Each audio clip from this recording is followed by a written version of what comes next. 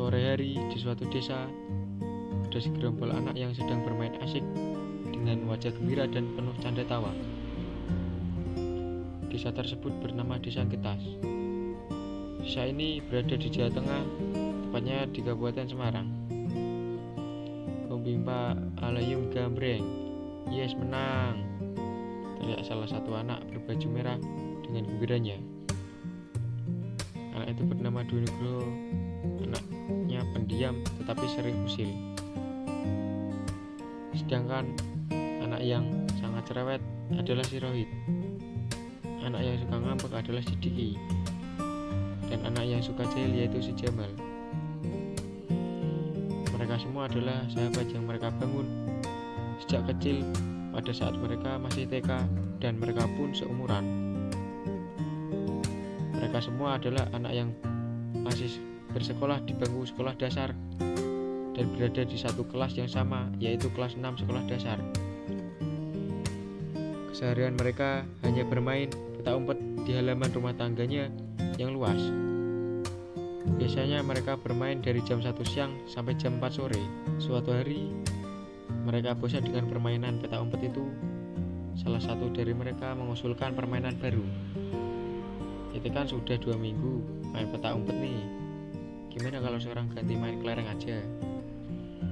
Oke deh, aku setuju. Bosan main petak umpet terus-terusan, seru Dwi Nugroho. Mereka semua pun akhirnya pulang ke rumah masing-masing untuk mengambil kelereng. Setelah semuanya membawa kelereng, barulah mereka bermain kelereng. Mereka bermain dengan antusias karena permainan tersebut ternyata asyik juga menurut mereka. Setiap hari mereka berkumpul dan bermain di tempat yang sama dan waktu yang sama. Selain mereka suka bermain kelereng dan petak umpet, mereka juga suka berpetualangan, menjelajahi perkebunan yang ada di dekat desa mereka, yaitu perkebunan karet PTP. Suatu ketika mereka berempat pergi ke kebun karet PTP yang tidak jauh dari rumah mereka. Lalu mereka masuk ke dalam kebun karet yang jalannya susah untuk diakses karena kondisi jalan yang becek karena habis hujan dan memiliki permukaan tanah yang sedikit miring dan terjal. Setelah sekitar 1 jam mereka menjelajahi kebun karet itu, tiba-tiba mereka mendengar suara gemericik air. Rungono sik, krungu ora ana swara banyu? Sahut Dwi. Jamal pun menjawab, kayane ana kali ning ngisor iki. Ngisor kono kae. Ayo jajal goleki midun yo, saran dari Diki. Setelah menyusuri ke bawah, tiba-tiba mereka menemukan sebuah sungai yang alirannya tenang dan airnya yang bening. Begitupun dengan udara yang sejuk dan pemandangannya yang cukup bagus membuat keempat anak tersebut heran. Iso men lho kok ana nggon koyo ngene nek kene, kata Rohit. Piye? Nah, Dwi senang wae. Koyone seger ki, ajak Dwi. Oke lah, kita setuju, belas ketiga anak tersebut dengan kompak. Lalu mereka mencopot baju, hanya memakai celana kemudian berenang. Dari keempat anak tadi rupanya ada salah seorang anak yang tidak bisa berenang. Siapa lagi kalau bukan Rohit? Ayo rene renang, sing nggon jeru ah, cemen rawani ning nggon jeru, kata Dwi, Diki dan Jamal dengan kompak untuk menyuruh Rohit berenang ke tengah-tengah sungai. Karena Rohit kesal dengan ejekan teman-temannya itu, dan ia nekat mencebur ke tengah-tengah sungai. Dan alhasil Rohit pun tenggelam karena dia tidak bisa berenang. Ketiga anak yang lain pun panik dan mencoba menolong Rohit yang sedang tenggelam. Ayo tulungi Rohit kae piye? Ayo tulungi, seru Jamal dengan perasaan yang sangat khawatir yang ada di pikirannya. Rohit pun tenggelam sambil teriak-teriak minta tolong dengan wajah yang pucat memerah.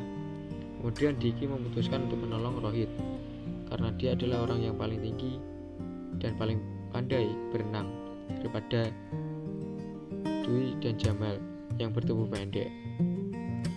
Diki pun langsung loncat ke tengah sungai untuk menolong Rohit yang sedang tenggelam. Dan pada akhirnya Rohit pun bisa diselamatkan oleh Diki yang berhasil menarik Rohit ke tepi sungai.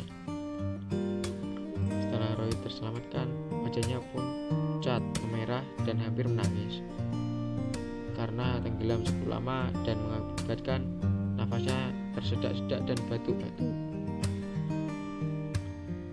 Dwi dan Jamal pun membantu Rohit yang sedang syok dan trauma akibat kejadian tersebut dan mencoba meminta maaf pada Rohit yang mencoba memaksa Rohit untuk menyebur ke tengah-tengah sungai dengan kondisi Rohit yang tidak bisa berenang sama sekali. Akibat kejadian itu, Diki, Dwi, dan Jamal berencana untuk melatih Rohit agar bisa berenang.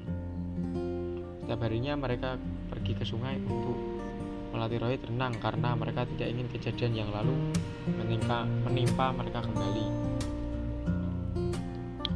1 minggu telah berlalu, tetapi Rohit masih belum bisa berenang. Namun Rohit tidak menyerah dengan kondisinya yang sekarang.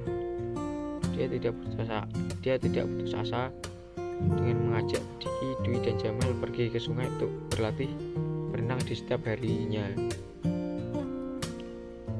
Suatu hari ketika mereka pergi ke sungai, sesampainya di sungai mereka melihat situasi yang tidak biasa. Biasanya sungai itu permukaannya dalam, tetapi hari itu airnya sedikit kering dan mengakibatkan batu-batu yang ada di sungai itu terlihat jangan jelas.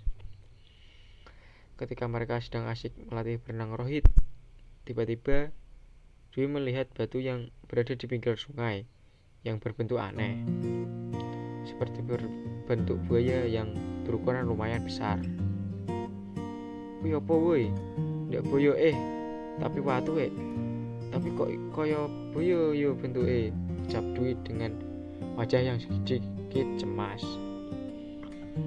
Mereka pun bergegas untuk mendekati batu yang digadang-gadang mirip buaya itu dengan rasa penuh penasaran. Dan akhirnya mereka pun menyadari bahwa di sungai itu ada batu yang menyerupai buaya. Dan mulai sejak itu mereka menyebut sungai itu menjadi WB atau watu buaya, yang berarti batu yang berbentuk buaya. Sejak mereka menamai sungai itu dengan sebutan WB, mereka pun tambah semangat berenang di sana dan pada akhirnya Rohit bisa berenang dan menganggap diri mereka sebagai orang-orang penemu yang hebat karena telah menemukan sungai yang bagus dan penuh misteri. Namun sebenarnya sungai itu adalah tempat yang seram dan berhantu. Tetapi mereka tidak menyadarinya akan hal itu karena mereka terlalu senang dan asyik. Tidak terasa 1 bulan lagi mereka akan menghadapi ujian nasional. Mereka semua belum siap karena kemarin-kemarin mereka malah menghabiskan waktu belajar mereka dengan bermain-main saja selama kurang lebih 6 bulan. Pada akhirnya mereka belajar dengan sungguh-sungguh agar nilai ujian yang didapat bisa maksimal. Karena mereka berempat ingin mendaftar sekolah yang sama, yaitu SMP Negeri 1 Babelan, yang sudah sejak lama mereka rencanakan karena tempatnya yang tidak jauh dari rumah mereka. Tidak sia-sia mereka belajar dengan sungguh-sungguh. Alhasil mereka lulus dengan nilai yang memuaskan dan diterima di SMP impiannya itu.